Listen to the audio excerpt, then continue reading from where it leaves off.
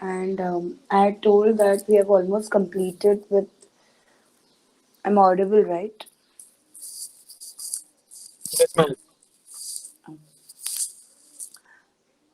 So basically, I had told you all that we have completed with the hyperbolic functions. Sorry, we have completed with log functions and few sums of hyperbolic we had started. Now today I'm going to bombard you with lot of questions, okay? Because I have little targeted questions what I have written, and they're very simple, okay? That is the reason I am planning to bombard you with a lot of questions today. But they're very simple concept, very not like very difficult or expansion wise very difficult, nothing like that. They are very simple and basic sum. Okay, so let's take this sum.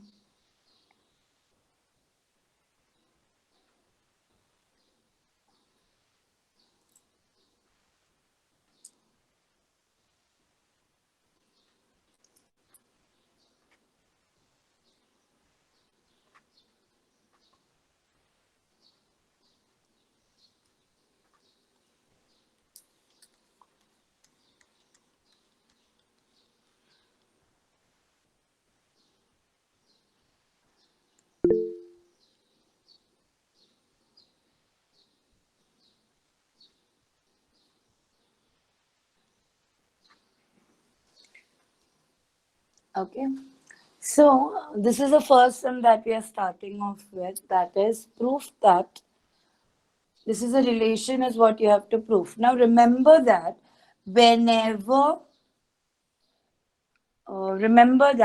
whenever we are going to deal with hyperbolic relation, sometimes they tell you to prove something with respect to hyperbolic relations. What are we going to do here? We are going to start with, always remember, we are interested or we are going to start with the relation where the hyperbolic and exponential is concerned. What is cos h theta? It is e raised to theta plus e raised to minus theta upon 2.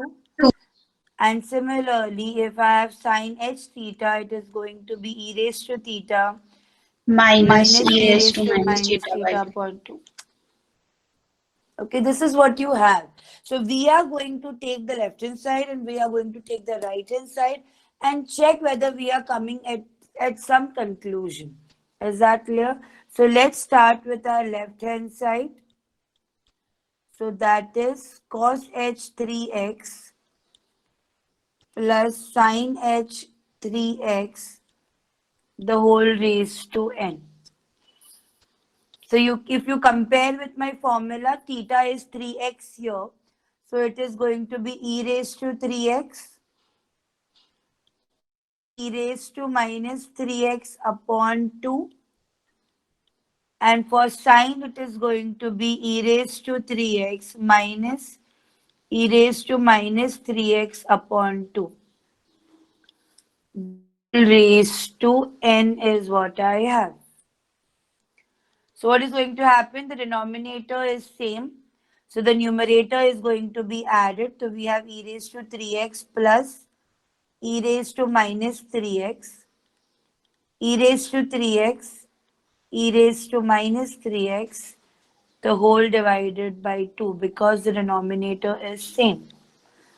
So what you can see here, what you E can raised to see here, 3x. yes, here this part is going to get cancelled. And what are we left with? We will be left with 2 times e raised to 3x upon 2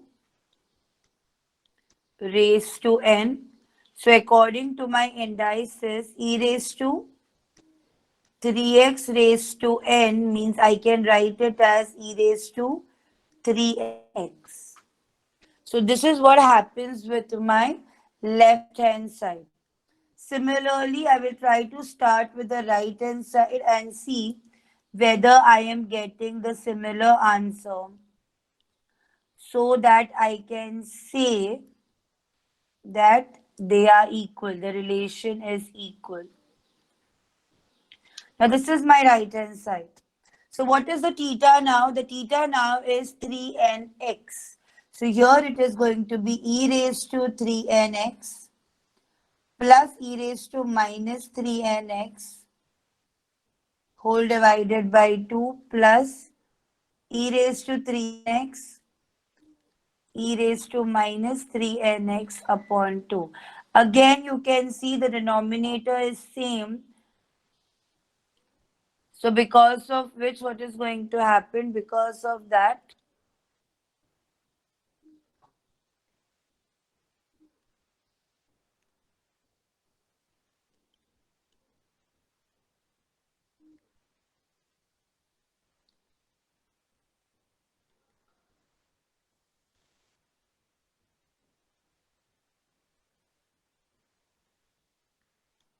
please somebody inform Adil that I am not going to let him join without the SLRTC ID.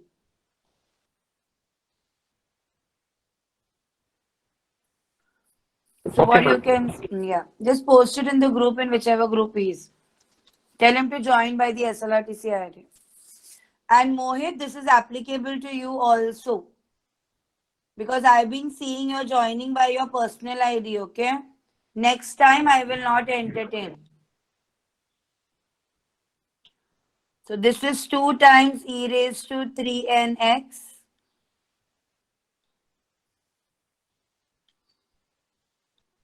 So it is e raised 2 times e raised to 3nx upon 2.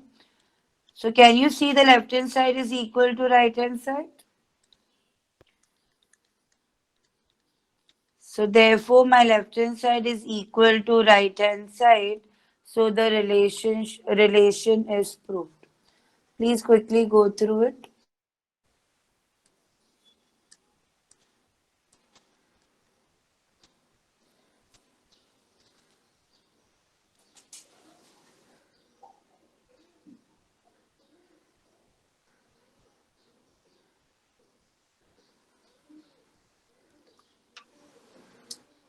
Yeah, well, if you have understood, please quickly put it in the chat box that it is understood so that I can proceed to the next one.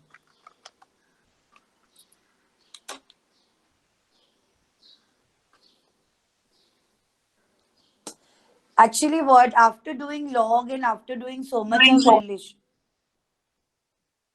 yes. Okay. After doing log and after doing so much of sums on expansions and lengthy sums,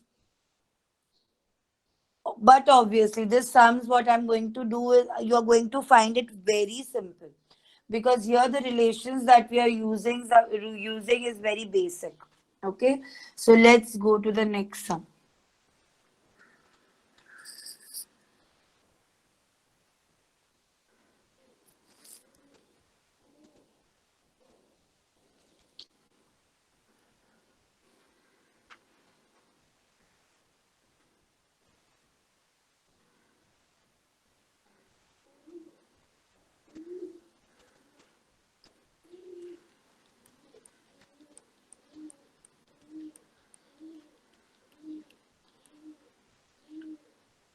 This is our next sum that they have given us a equation which contains hyperbolic in it and they are telling us find the value of x.